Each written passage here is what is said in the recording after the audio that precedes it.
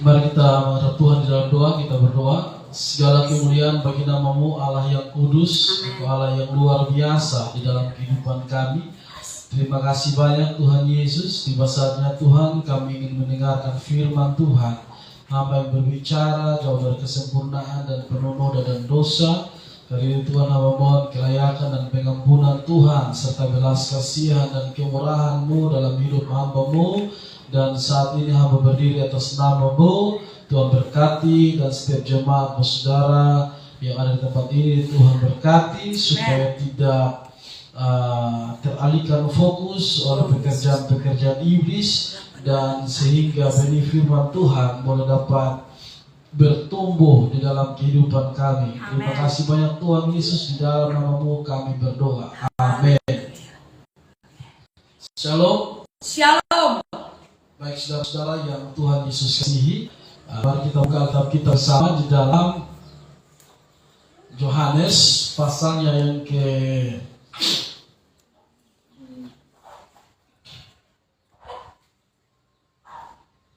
Yohanes pasal 21 ayat 15 sampai dengan ayatnya yang ke-17 sampai 19. Yohanes pasal 21 ayat 15 sampai ayat yang ke-17. Saya akan baca bagi kita semua. Sesudah sarapan, Yesus berkata kepada Simon Petrus, "Simon, anak Yohanes, apakah engkau mengasihi aku lebih daripada mereka ini?"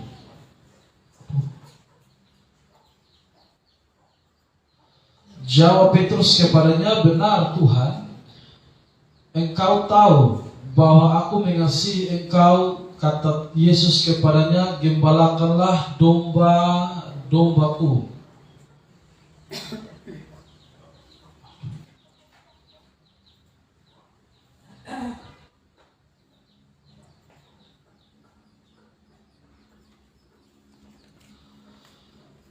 Kata Yesus pula kepadanya untuk kedua kalinya, "Simon anak Yohanes, apakah engkau mengasihi aku?" Jawab Petrus kepadanya, "Benar Tuhan, engkau tahu bahwa aku mengasihi engkau." Kata Yesus kepadanya, "Gembalakanlah domba-dombaku." Kata Yesus kepadanya untuk ketiga kalinya, "Simon anak Yohanes, apakah engkau mengasihi aku?" Maka sedih hati Petrus karena Yesus berkata untuk ketiga kalinya, "Apakah engkau mengasihi aku?" Dan ia berkata kepadanya, "Tuhan, engkau tahu segala sesuatu. Engkau tahu bahwa aku mengasihi engkau." Kata Yesus kepadanya, "Gembalakanlah domba-dombaku." Nah, saudara-saudara yang Tuhan Yesus kasihi, ini adalah satu kisah di mana Tuhan Yesus bertanya kepada Simon Petrus sebanyak 3 kali. Sebanyak 3 kali bahwa, "Petrus, apakah engkau mengasihi aku?" Sebanyak 3 kali pertanyaan Yesus kepada Petrus. Dan pertanyaan yang ketiga itu membuat Petrus merasa sedih sekali. Dia merasa sedih sekali, dan dalam kesedihannya itu dia tetap mengatakan bahwa, "Yesus, engkau tahu segala sesuatu. Engkau tahu bahwa aku mengasihi engkau." Dan mungkin saja saudara-saudara 3 kali pertanyaan ini kepada Petrus itu mengingatkan Petrus tentang penyangkalan dia yang ketiga kali. Sehingga ketiga kali Yesus bertanya kepada Petrus itu, Petrus lalu mulai sedih hatinya. Sebab waktu dulu Petrus menyangkal Yesus 3 kali itu, saudara-saudara, dia menyangkal dengan penuh kesadaran dan keberanian. Dan karena itu mungkin saja saudara-saudara, di saat Yesus bertanya kepada Petrus, "Apakah engkau mengasihi aku?" Dan Petrus menjawab, "Engkau tahu segala sesuatu Tuhan." Dan pada saat itu memang benar-benar Petrus itu secara tulus, dia tahu secara tulus bahwa dia mengasihi Tuhan Yesus. Nah, saudara-saudara, di sini Yesus bertanya 3 kali dengan tujuan gembalakanlah domba-domba Yesus. Artinya di sini bahwa domba-domba atau jemaat Tuhan itu punya Tuhan Yesus, bukan punya sinode tertentu atau bukan punya sinode gereja. Jadi setiap hamba Tuhan itu wajib mengembalakan domba-domba. Yang membedakan adalah mungkin secara organisasi berbeda, tetapi secara umum domba-domba Tuhan itu adalah, jemaat Tuhan itu adalah domba-domba dari Tuhan Yesus, bukan domba dari seorang pendeta atau gembala atau gereja tertentu. Dan karena itu saudara-saudara, sebagai seorang rohaniawan, pendeta atau hamba Tuhan, dia wajib untuk memberikan makanan-makanan rohani yang segar, yang sehat, yang biblikal, yang mempunyai nilai gizi yang sangat tinggi berdasarkan kitab suci. Nah, saudara-saudara, memang di sini kalau kita pelajari teks ini lebih jauh, saya tidak akan membahas teks ini secara dalam. Saya juga tidak akan membahas ini secara penggalian yang cukup dalam, tidak, saudara-saudara. Tapi saya akan menarik hal-hal yang praktis untuk kita belajar sore hari ini. Nah, saudara, memang ada beberapa hal penafsiran di sini, saudara-saudara, mengenai dengan pertanyaan Tuhan Yesus kepada Petrus ini, karena menggunakan dua istilah Yunani yang berbeda. Nah, ada pandangan-pandangan tertentu yang bilang karena memang pada saat itu, kenapa Yesus bertanya sampai 3 kali? Karena jawaban Petrus itu adalah menggunakan kata pileo. Sedangkan Tuhan Yesus bertanya, apakah engkau agapao bagiku? Dan Petrus menjawab dia, benar Tuhan, aku pileo bagimu. Nah, memang antara pileo dan agapao itu ada dua kata yang berbeda, saudara-saudara. Tapi di dalam kitab suci itu dua istilah itu dipakai secara interchangeable atau dipakai secara bolak-balik. Kadang-kadang Allah menggunakan kata pileo, kasih pileo kepada manusia. Allah menggunakan kasih agape juga kepada manusia. Jadi di sana bukan berdasarkan Tuhan Yesus, berdasarkan dia bertanya 3 kali, bukan berdasarkan bahwa karena perbedaan istilah, melainkan karena memang ada sesuatu yang Tuhan Yesus ingin tanyakan sebanyak 3 kali kepada Petrus, dan bukan karena jawaban Petrus yang berbeda di sana, melainkan itu mempunyai satu rujukan makna yang sama. Antara pileo dan agapao itu mempunyai satu rujukan makna yang sama. Karena kadang-kadang di dalam kitab suci itu menggunakan dua teks yang berbeda tetapi merujuk kepada makna yang sama. Nah, saudara-saudara, di sini secara praktis kita lihat bahwa Tuhan Yesus itu menuntut kasih yang tulus kepada dia, sehingga dia bertanya kepada Petrus. Sebanyak 3 kali dia bertanya itu kepada Petrus. Dan dia bertanya kepada Petrus dengan tujuan, gembalakanlah domba-dombaku. Artinya ada suatu pelayanan yang diberikan kepada Petrus, yaitu adalah gembalakan domba-domba. Nah, saudara-saudara, memang untuk menggembalakan domba-domba daripada Tuhan Yesus itu butuh kesetiaan dan kasih yang tulus kepada Tuhan Yesus. Dan memang tidak gampang, saudara-saudara. Sebagai seorang gembala itu memang tidak gampang. Ada suka, ada duka. Apalagi gembala-gembala perintisan itu memang sesuatu hal yang tidak gampang. Itu butuh kesetiaan yang tulus, butuh ketaatan yang tulus, butuh kasih yang benar-benar tulus kepada Tuhan Yesus. Kalau tanpa kasih yang tulus kepada Tuhan Yesus, orang bisa saja lari meninggalkan pelayanan. Orang bisa saja lari meninggalkan sesuatu yang dia lihat, ini bukan tempat basah, ini bukan tempat. Karena banyak orang melihat pelayanan itu sebagai profesi. Banyak orang melihat pendeta itu sebagai profesi. Pendeta itu panggilan, bukan profesi. Jadi saya perlu jelaskan, pendeta itu panggilan. Banyak orang bangga ketika jadi pendeta di satu denominasi tertentu. Wah, ini dia pendeta di sini, wah bangga sekali. Itu profesi. Kalau pendeta panggilan itu berbeda. Pendeta panggilan itu dia tahan banting, dia tahan uji, karena dia tahu berkat itu datang dari Tuhan, bukan datang dari gaji dari sinode itu. Jadi kebanggaan seorang pendeta atau kebanggaan seorang hamba Tuhan itu terletak kepada kasih dia kepada Tuhan Yesus Kristus, bukan kepada gaji itu. Berkat Tuhan bisa kasih, gaji Tuhan bisa kasih, sinode yang terbaik Tuhan bisa kasih. Tapi bukan itu yang Tuhan maksudkan. Yang Tuhan maksudkan adalah kita mengangkat pelayanan itu dengan tulus hati kepada Tuhan. Tidak semua orang bisa memulai dari nol. Tidak semua orang bisa berjalan dari keterbatasan. Tidak semua orang bisa tergoncang-gancing karena keadaan. Tidak semua orang. Itu hanya membutuhkan kasih yang betul-betul tulus. Makanya Tuhan Yesus tanya kepada Petrus, Petrus, apakah engkau mengasihi aku lebih daripada mereka ini? Nah, kata lebih daripada mereka ini, saudara-saudara yang Tuhan Yesus kasihi, di situ kalau kita lihat dalam konteks itu, lebih daripada mereka ini bisa saja merujuk kepada perahu Petrus, bisa saja merujuk kepada profesi Petrus sebagai nelayan, bisa saja merujuk kepada orang-orang yang ada pada saat itu.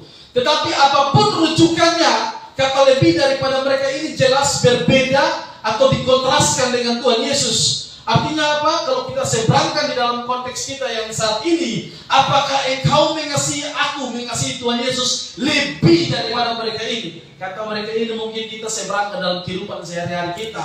Apakah kita lebih mengasihi Tuhan lebih daripada kesibukan-kesibukan kita? Apakah kita lebih mengasihi Tuhan lebih daripada kekonyolan-kekonyolan kita? Atau apakah kita lebih mengasihi Tuhan lebih daripada harta benda kita, lebih daripada keluarga kita, lebih daripada anak kita, lebih daripada suami kita, lebih daripada apapun yang menjadi kesibukan kita?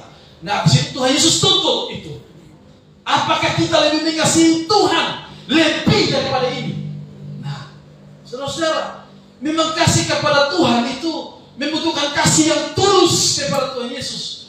Diutamakan Yesus itu mau diutamakan. Tadi pagi saya khotbah di gereja atas, saya katakan bahwa Allah itu mau mengutamakan dirinya. Dia tidak mau menjadi nomor 2 Allah itu.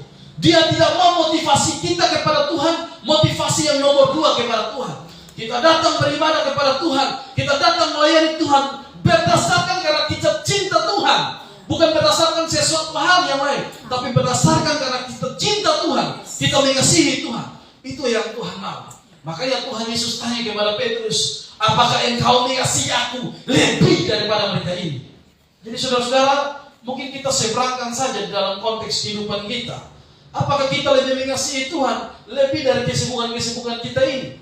Apakah kita lebih mengasihi Tuhan lebih daripada hal-hal yang mengakibatkan kita jauh dari pelayanan? Apakah kita lebih mengasihi Tuhan lebih daripada keluarga kita ini? Karena ada banyak orang, saudara-saudara, kasihnya terhambat di Tuhan karena memang persoalan rumah tangga. Istrinya tidak takut Tuhan, suaminya tidak takut Tuhan, anak-anak dalam rumah tidak takut Tuhan. Anak-anak dalam rumah menjadi penghalang dia untuk datang beribadah kepada Tuhan. Apakah kita lebih mengasihi Tuhan lebih daripada mereka ini? Itu yang Tuhan Yesus tanyakan pada kita.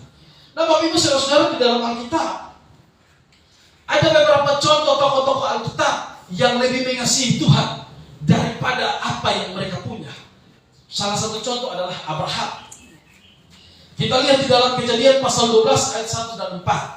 Berfirmanlah Tuhan kepada Abraham, pergilah dari negerimu dan dari sanak saudaramu dan dari rumah bapamu ini ke negeri yang akan kutunjukkan kepadamu. Ayat 4. Lalu pergilah Abraham seperti yang difirmankan Tuhan kepadanya, dan Lot pun ikut bersama-sama dengan dia. Abraham berumur 75 tahun ketika ia berangkat dari Aram. Saudara-saudara, ketika Abraham menerima mandat daripada Tuhan, pergilah. Tuhan tidak kasih tahu Abraham kau harus pergi ke mana. Yang Abraham tinggalkan adalah zona kenyamanannya. Yang Abraham tinggalkan adalah keluarganya. Yang Abraham tinggalkan adalah apa? Rumah sanak saudara dan bapak orang tuanya. Abraham tinggalkan. Itu menunjukkan di dalam Alkitab ada tokoh-tokoh Alkitab yang lebih mencintai Tuhan daripada mereka ini. Nah, saudara-saudara, kalau Abraham bisa, kita yang dipenuhi dengan Tuhan Yesus dan Roh Kudus, pasti kita lebih bisa, atau minimal kita juga bisa sama seperti Abraham. Lalu di dalam Kejadian 22 ayat 1 sampai 3, setelah semuanya itu Allah mencoba Abraham, ia berfirman. Sebenarnya kata mencoba itu lebih tepat menguji ya, tapi saya baca saja dalam terjemahan bahasa Indonesia. Setelah semuanya itu Allah mencoba Abraham, ia berfirman kepadanya, Abraham. Lalu sahutnya, ya Tuhan, firman-Nya, ambillah anakmu yang tunggal itu yang engkau kasihi, yakni Ishak. Pergilah ke tanah Moria dan persembahkanlah dia di sana sebagai korban bakaran pada salah satu gunung yang akan kukatakan kepadamu. Keesokan harinya, pagi-pagi bangunlah Abraham. Ia memasang pelana keledainya dan memanggil 2 orang bujangnya beserta Ishak anaknya itu. Ia membelah kayu untuk korban bakaran, lalu berangkatlah dan ia pergi ke tempat yang katakan Allah kepadanya. Saudara bayangkan bahwa Abraham Tuhan suruh mempersembahkan anaknya yang tunggal, yaitu Ishak. Itu sesuatu yang sangat-sangat Ekstrim sekali. Sesuatu yang sangat ekstrim. Ishak adalah anak perjanjian yang Abraham menantikan selama 25 tahun. Dari Abraham umur 75 tahun. Tuhan janjikan Ishak itu sampai di umur 100 tahun baru dia dapat Ishak. Bayangkan Ishak setelah lahir dia remaja, Tuhan minta kembali Ishak. Dan Abraham taat. Dapat firman malam, pagi-pagi Abraham bangun, dia langsung mempersiapkan, dia langsung bawa Ishak ke atas gunung Moria dan untuk dipersembahkan. Artinya Abraham lebih mengasihi Tuhan daripada Ishak. Amin. Kita kalau lebih mengasihi apa yang menjadi penghalang-penghalang kita, satu kali kelak pasti Tuhan ambil itu. Pasti Tuhan ambil. Kita lebih mengasihi berkat-berkat daripada Tuhan, lalu kita lupa kepada Tuhan, satu kali kelak pasti Tuhan ambil itu. Kita lebih mengasihi kesibukan-kesibukan kita daripada kita mengasihi Tuhan, satu kali kelak Tuhan pasti ambil. Ada orang, begitu banyak orang sombong dan bergaya minta ampun. Mereka pikir kekayaan itu datang dari mereka. Mereka pikir kekuatan itu datang dari mereka. Mereka pikir kesehatan itu datang dari mereka. Satu kali kelak Tuhan pasti cabut hal itu. Tuhan pasti ambil hal itu. Saudara-saudara, kenapa kita lebih mengasihi apa yang ada pada kita dan kita tidak mengasihi Tuhan? Maka Yesus bertanya pada Petrus, apakah engkau lebih mengasihi aku daripada mereka ini? Amin. Jadi saudara-saudara, apakah kita lebih mengasihi Tuhan? Ataukah kita lebih mengasihi apa yang ada pada kita saat ini? Banyak orang menggenggam apa yang ada pada dia saat ini. Dan ketika Tuhan mengambilnya kembali, dia hilang dan putus harapan. Dia hilang dan seperti orang yang tidak beriman kepada Kristus. Karena memang pondasi imannya itu sudah bermasalah. Sudah bermasalah. Saudara-saudara, kita juga lihat konteks Ayub juga. Ada satu tokoh Alkitab di dalam perjanjian lama, Ayub. Dia disinyalir hidup sezaman dengan Abraham di tempat yang berbeda. Di dalam Ayub pasal pertama ayat 20-22, maka berdirilah Ayub lalu mengoyak jubahnya dan mencukur kepalanya, kemudian sujudlah ia dan menyembah. Katanya, dengan telanjang aku keluar dari kandungan ibuku, dengan telanjang juga aku akan kembali ke dalamnya. Tuhan yang memberi, Tuhan yang mengambil, terpujilah nama Tuhan. Ini butuh iman yang bukan iman kaleng-kaleng, Bapak Ibu Saudara-saudara sekalian. Ini bukan iman yang kaleng-kaleng sampai bisa mengeluarkan kalimat ini. Tuhan yang memberi, Tuhan yang mengambil, terpujilah Tuhan. Ini Tuhan yang memberi, Tuhan yang mengambil. Ini 10 orang anaknya mati, harta kekayaannya habis, ludes. Ini bukan bahasa yang main-main gila ini. Bukan bahasa iman yang main-main gila. Kita hanya kehilangan satu barang atau kita kehilangan satu orang saja yang kita kasihi. Bertahun-tahun kita tidak bisa melupakan orang itu. Bahkan anak kita saja yang kita sayangi, kita kasih dia jatuh, dia sakit, itu kita sudah pikiran minta ampun. Kita sudah pikiran minta ampun. Tetapi Ayub dia kehilangan anak-anaknya, dia kehilangan kekayaannya, tapi dia tetap berkata, dengan telanjang aku keluar dari kandungan ibuku, dan dengan telanjang juga aku akan kembali. Tuhan yang memberi, Tuhan yang mengambil, terpujilah Tuhan. Dan yang menarik di ayat 22, dalam kesemuanya itu Ayub tidak berbuat dosa dan tidak menuduh Allah berbuat yang kurang patut. Saudara-saudara, apakah kita lebih mengasihi Tuhan daripada semuanya ini? Apakah kita lebih mengasihi Tuhan daripada waktu kita? Apakah kita lebih mengasihi Tuhan daripada apa yang kita miliki saat ini? Ayub itu hatinya tidak berada di harta. Dia tidak sama seperti Lot, istri Lot itu. Istri Lot ketika malaikat Tuhan suruh keluar, lari cepat-cepat, jangan menoleh ke belakang. Istri Lot hatinya di harta. Makanya ketika dia lari, dia menoleh ke belakang. Makanya dia jadi tiang garam. Kalau hati kita tidak ada di harta, kita mengukur pelayanan bukan karena materi. Kalau hati kita berada di harta, kita melihat hamba Tuhan pelayanan, itu dari ada kasih Tuhan, ada iman di dalam dirinya, ada pengajaran yang alkitabiah, bukan berdasarkan sinodenya, bukan berdasarkan gerejanya, tapi berdasarkan hamba Tuhan itu, ada kasih Kristus, ada iman atau tidak. Nah, seringkali kita ini kan begitu. Melihat sinode gereja ini macam sama kayak turun dari surga sana yang Tuhan bentuk sinode ini. Jadi sinode lain itu seolah-olah bukan gereja. Nah kita ini pandangan orang itu bingungnya situ. biar khotbah kaki kepala, biar jemaat terlempar sana. Saya ini lagi membina beberapa keluarga di Alak sana, di gereja Kisbaki, masuk ke dalam sana depan gereja Kisbaki. Ada beberapa keluarga di situ dan salah satu orang Katolik. Kemarin saya kunjungan kepada mereka mendoakan Injili. Itu ada beberapa keluarga, tapi setiap kalau saya kunjungan sebelum saya berdoa itu pasti ada Kak Ermini di situ. Itu pasti ada Kak Ermini. Saya tidak asal langsung mendoakan orang. Saya kalau orang panggil minta berdoa, Bapak Pendeta berdoa, dan saya tidak asal mendoakan orang. Itu harus ada Kak Ermini dulu di situ.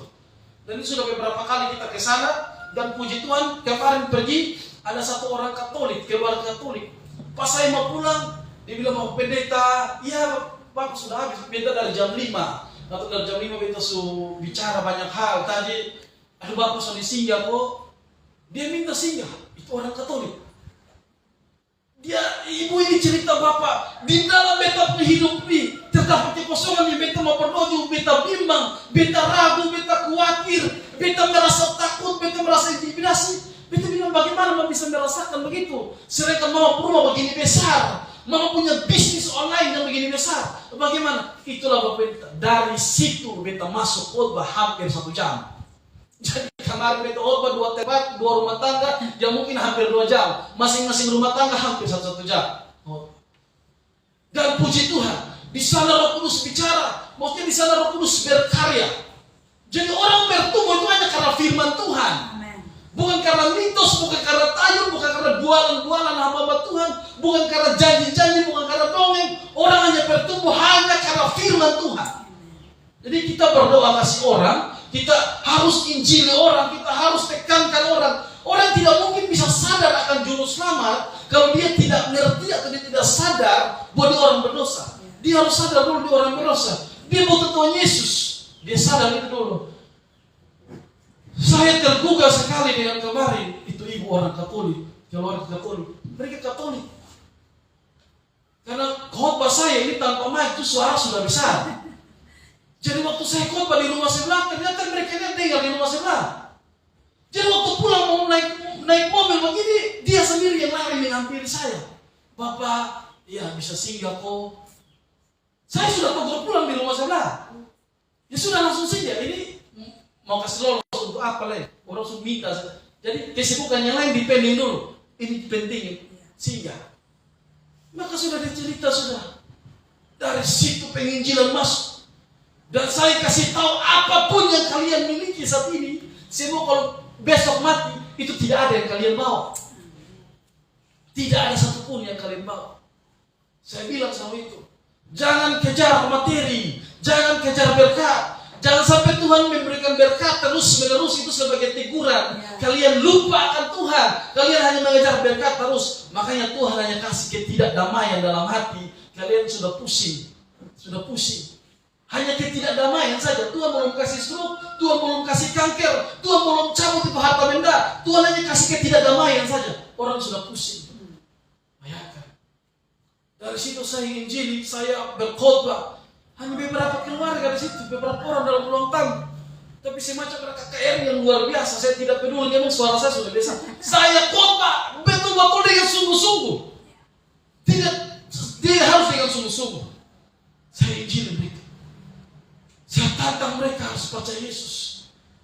Walaupun mereka bukan orang Kristen, mereka tidak dididik dalam pengajaran-pengajaran yang benar. Saya tantang mereka. Dan sana mereka buka hati percaya Yesus. Dan mereka rindu untuk Bapak sering-sering terus datang sini. Saya berdoa Tuhan tolong supaya itu beberapa keluarga di sana. Karena ini sudah beberapa kali kunjungan. Dan saya berdoa Tuhan tolong supaya di atas sana ada kaki dia, apalah Tuhan. Saya berdoa seperti itu. Nah saudara-saudara, Lot itu istrinya, itu hartanya, hatinya ada di harta. Beda dengan Ayub. Ayub ketika digonjang-ganjing dengan persoalan kehidupan, dia punya hati tidak di harta. Makanya dia bilang, dengan telanjang aku keluar, dengan telanjang aku masuk, aku kembali. Terpujilah Allah, terpujilah Tuhan. Ini senada dengan apa yang Yesus katakan dalam Matius 6 ayat 21. Karena di mana hartamu berada, di situ juga hatimu berada. Kalau orang yang ada hati hanya di harta, hati di kekayaan, hati diwarisan dan sebagainya, itu hidup tidak ada damai. Hidup kebatinannya akan ambruk, akan tidak ada damai dan sebagainya. Tidak ada damai. Jadi saya bilang sama keluarga, istri saya, anak saya, kita belajar untuk mempersiapkan diri besok-besok pasti mati. Takutnya seperti itu. Jadi saya tekankan, biar rumah kita ini belum diplester, biar halaman belakang masih batu-batu, biar kita sehari dapat baru sehari makan. Itu bukan persoalan. Kenapa? Karena iman kita bukan iman yang ada di bumi. Kaki kita boleh injak di bumi ini, tapi pandangan kita sudah ada di kekekalan. Jangan sampai kita mengejar sesuatu yang menghabiskan waktu dan akhirnya kita terbuang dari keselamatan itu. Saya ajar sama mereka. Jadi kaki boleh injak di bumi, mata tetap memandang pada kekekalan. Itu hal yang penting. Jangan sampai kaki injak di bumi, menghabiskan waktu dengan kesibukan. Manusia mencari uang untuk hidup, padahal hidup datang dari Tuhan. Cari uang untuk hidup. Lupa ada satu hari mempersiapkan diri untuk Tuhan. Hanya 2 jam di kaki Tuhan. Tidak. Cari uang terus. Satu kali Tuhan izinkan sakit penyakit, baru kau lihat kau akan cari uang sampai mana. Kau lihat itu nanti. Dalam konteks perjanjian baru, Paulus adalah orang yang luar biasa. Dalam Filipi 3:7-8, tetapi apa yang dahulu merupakan keuntungan bagiku, kata Paulus, sekarang ku anggap rugi karena Kristus. Malah segala sesuatu ku anggap rugi karena pengenalan akan Kristus Yesus Tuhanku lebih mulia daripada semuanya.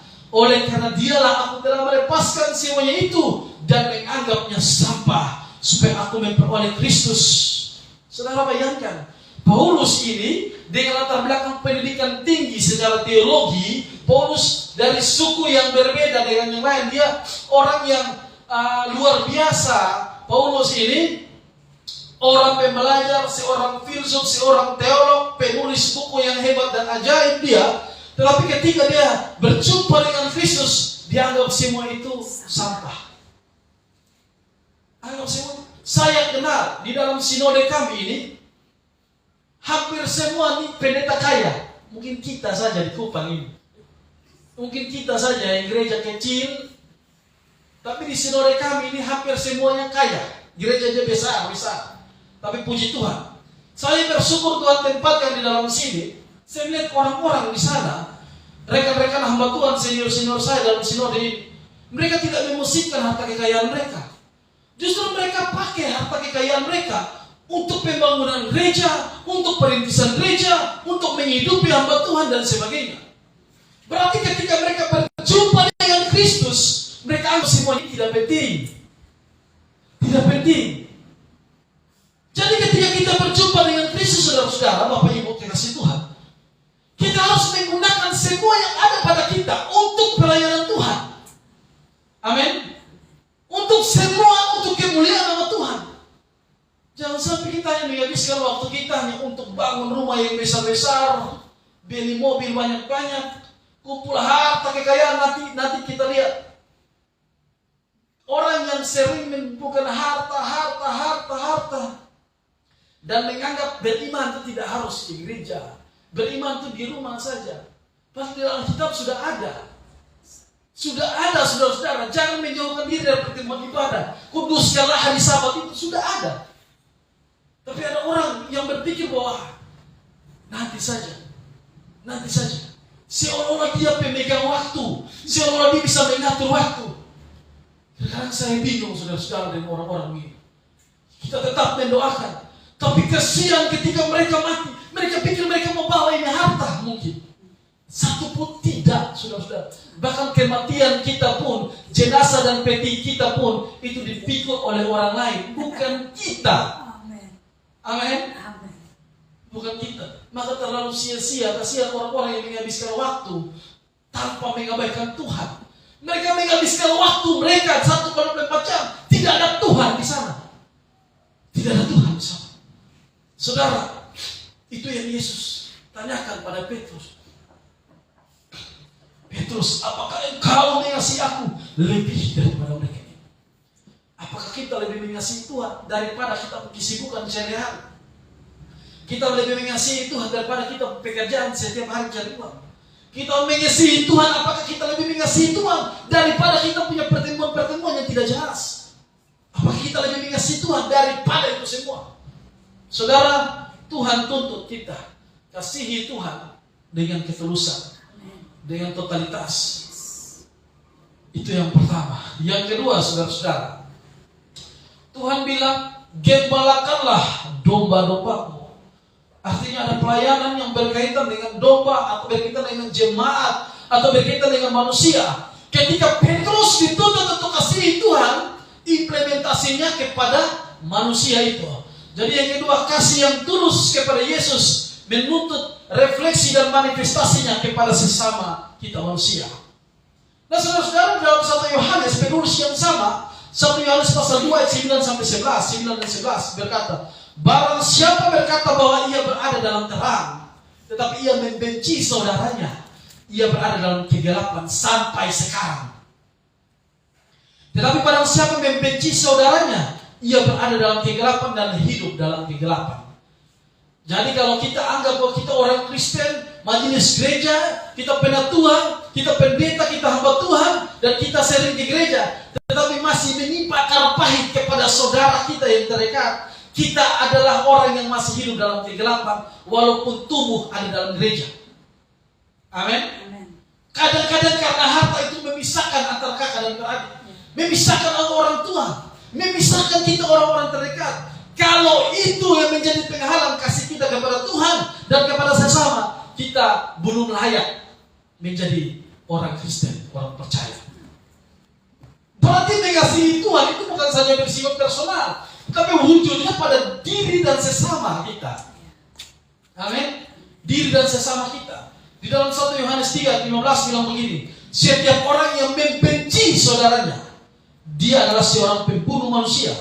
Dan kamu tahu bahwa tidak ada seorang pembunuh yang tetap memiliki hidup yang kekal dalam dirinya.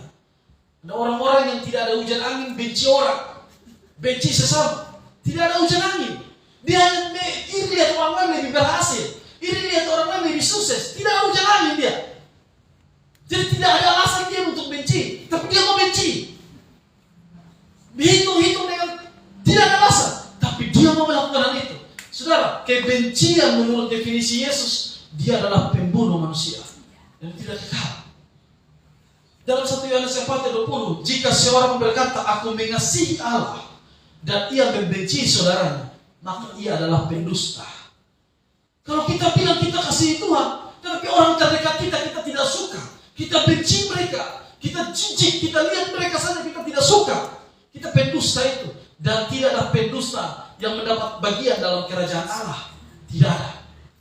Saudara, kalau kita bilang kita mengasihi Tuhan, tapi kita berjumpa dengan orang yang membutuhkan, kita pelit, kita gempek uang kita, atau kita melihat orang yang susah, kita tidak membantu dan sebagainya. Tuhan bilang, bagaimana mungkin manifestasi kasih Allah kepada kita kepada Tuhan dan diwujud nyatakan dalam kehidupan sesama? Tidak mungkin.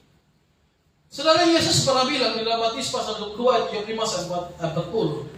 Yesus bilang begini, sebab ketika aku lapar, itu dalam konteks latar belakangnya memberi atau membantu sesama manusia. Yesus bilang kalau bantu sesama orang yang susah itu sama dengan bantu beta.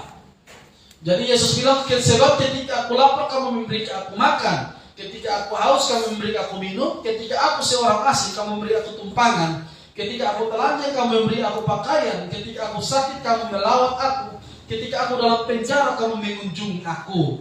Maka orang-orang benar itu akan menjawab dia, katanya, Tuhan, bila manakah kami melihat engkau lapar, kami beri engkau makan, dan atau haus dan kami beri engkau minum?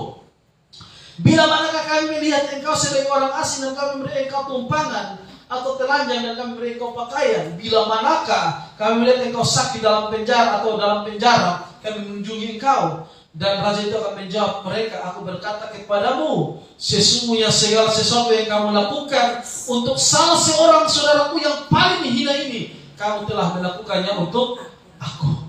Jadi saudara-saudara, manifestasi kasih kita kepada Allah akan diwujudkan itu dalam kehidupan kita dengan sesama kita. Kita tidak mungkin bisa mengasihi Tuhan tanpa kita abaikan kasih kita terhadap sesama kita manusia.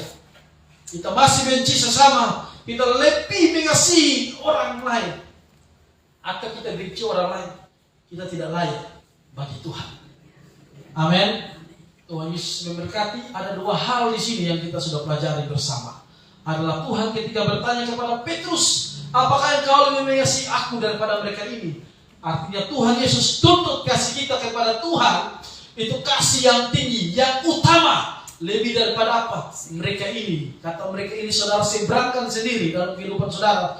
Bisa saja itu berkaitan dengan pekerjaan, kesibukan, harta, keluarga, suami, istri, anak-anak, dan sebagainya. Dan kasih kita kepada Allah diwujud nyatakan dalam kehidupan kita dengan sesama. Tidak mungkin kita lihat orang susah, kita kasih Allah, tapi kita membiarkan orang lain tetap susah. Tidak mungkin. Nah saudara-saudara, itu menjadi bagian dalam kehidupan saya dan saudara. Karena itu mari kita berdoa. Tuhan Yesus yang baik, kami sudah belajar firman Tuhan dalam dua hal itu. Kiranya Tuhan kuduskan, Tuhan layakan, dan Tuhan memberikan kami pengertian dan pertumbuhan rohani. Terima kasih banyak Tuhan Yesus, dalam namamu kami berdoa. Amin.